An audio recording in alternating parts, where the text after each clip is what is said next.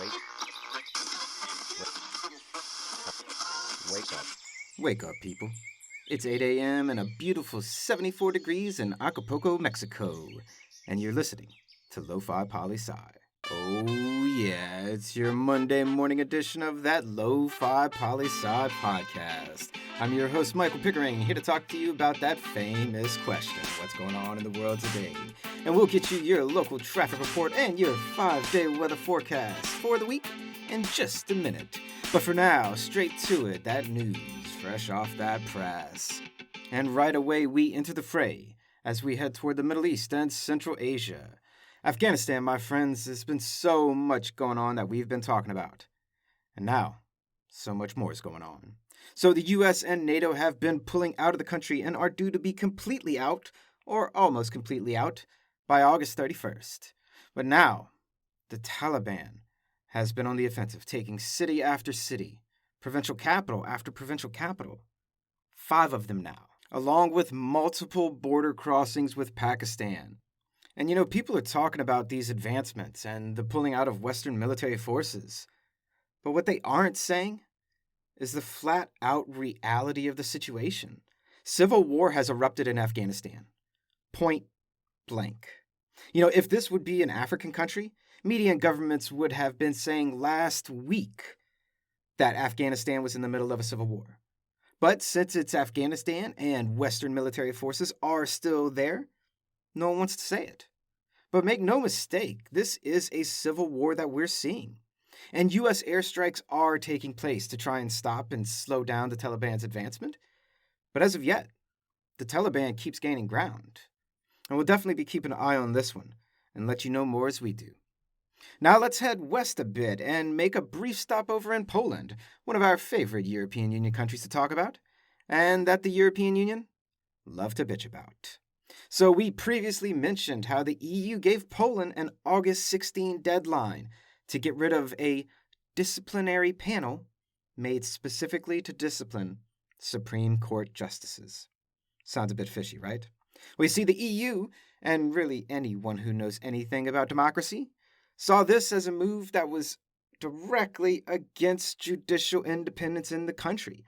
You know, and it's the Polish government's far right, a law and justice party that's been ruling for years, slowly eroding that independence and consolidating power around themselves. And the EU said, knock that shit off, or we're going to cut your funding. And Poland previously been talking hard as can be, like they don't care. But lo and behold, they checked their wallets and said, okay, we give. We're dissolving the Supreme Court disciplinary panel that they created. Win one for democracy. Oh, yeah. But let's not get too excited yet. I mean, there's still a whole lot more that the Polish government has done to erode judicial independence in the country. We'll keep you updated on how all of that's going and how it plays out in the future. Now, let's switch gears to bring you that local Metro New Orleans traffic report for all you commuters out there this morning. For anyone coming into the city from the North Shore crossing the Causeway Bridge over Lake Pontchartrain, have fun. A 24-mile bridge over water? To hell with that. But at least it should be a dry drive for you with no fog. And for all you using Interstate 10 coming into the city, note that around Veterans Boulevard, it's busy as always. People driving stupid like in Metairie, you know how it goes. And for all of you heading to Lower Algiers via the Chalmette Ferry, it will be out for scheduled maintenance from 9 a.m. to 1 p.m. today. So seek an alternative route crossing the Mississippi River.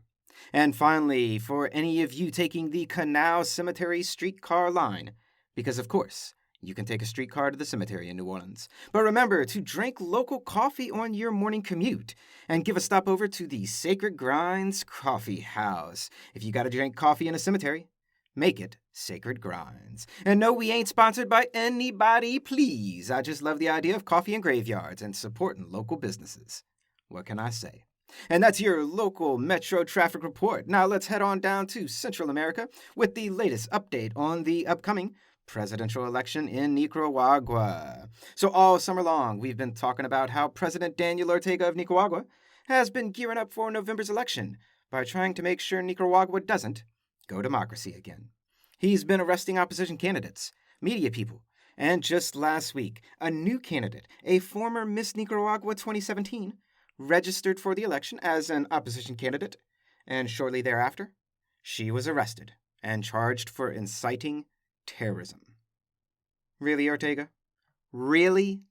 Also last week, the Supreme Electoral Council of Nicaragua, controlled by, you guessed it, yours truly, President Ortega, well, they banned the biggest opposition party and disqualified the party from the entire election coming up. Because, wait for it, the head of the party has dual citizenship, which is apparently not allowed if you're the party leader in Nicaragua. And to top it all off, on top of that, the government revoked the party leader's citizenship, and they now face deportation out of the country. My people, my friends, this is some genuine, grade A bullshit. I mean, you kind of have to give it to Ortega, though. He ain't even hiding it. He's not making false claims about electoral fraud or ballot box stuffing. He's just arresting everyone who's going to run against him. So when the election comes around, he legitimately is going to win because no one else is going to be running. Well, we'll keep an ear to the ground all the same, just to see how things turn out. And let us know if you hear something first out there. All right, next we are heading out west from Nicaragua to Japan. That's right, we need to get our Olympics recap / cap off to see what really happened this year in Tokyo. So many hot topics here. I mean, where to begin? The games being postponed a year. People being banned right before the games for smoking weed.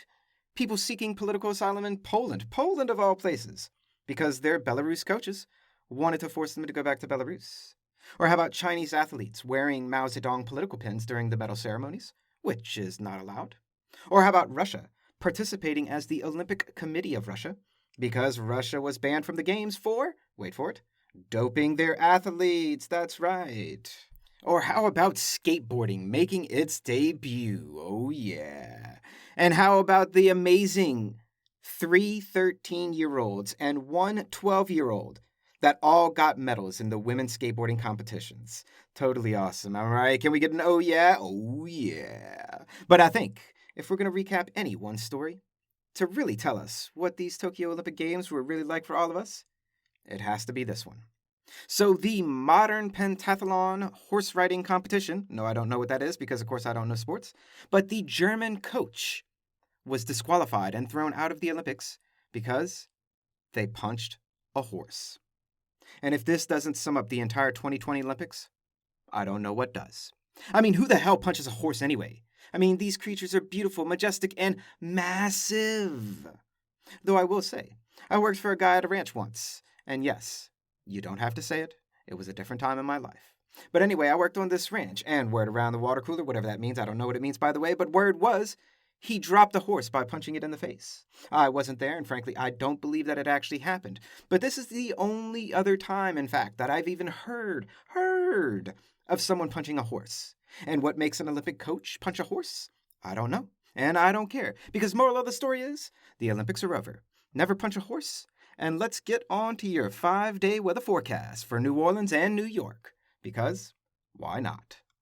For New Orleans, we're looking at high temperatures in the low 90s all week long, and the evening lows are 80 degrees Monday through Friday.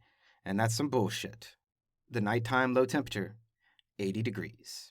Today will be partly cloudy with a chance of meatballs, right at about 50% or so. So take that umbrella, otherwise you might get some of that red gravy on you. And the rest of the week we'll have off and on afternoon meatballs at about 20 to 30% each day. In other words, it's summer in New Orleans. It's hot, it's humid, afternoon showers every single day. And for those of you in New York who are deciding on taking a trip to New York this week, today we have a high of about 81 and a low of 72. Humid and partly sunny with a 25% chance of meatballs. But for Tuesday and the rest of the week, we are going to start climbing in temperatures, getting closer to 90 degrees, and increasing our chance of meatballs to about 40% in the PMs on Wednesday and Thursday, and about 62% meatballs on Friday afternoon. Our evening lows stay around a pretty comfortable mid to lower 70s. I'm jealous, New York. And that's your 5-day weather report. Now, a last piece of news to send you on your way for the week. And you ever know, or remember rather, growing up, how lots of us kids, we wanted to be astronauts. Well now, we all have a chance. That's right, Virgin Galactic has officially announced the opening of commercial space flights going on sale. And can we say hell to the yes? We're going to space, my friends. For just $450,000, you can buy a ticket to the stratosphere. Well, shit. I guess I'm never going to space. Oh, well, I ain't mad at it. I got lots to do down here anyway, like coming up with a top 10 for tomorrow. And that's your Monday morning edition of What's Going On in the World Today. Check out this weekend's issue of Letters of the Lofi Poli Sci, where our writers wrote about an ever-increasing important topic. Do people really read? And come back tomorrow for Tuesday's Top 10 to see what topic our list covers this week. And keep an eye out for a returning special guest, writer, director, and all-around film fanatic Gregory Day. He'll be coming back to talk to us about film very, very soon. Have a wonderful week out there, and I'll see you next time on the Lofi Poli Sci podcast. Pickering, signing off.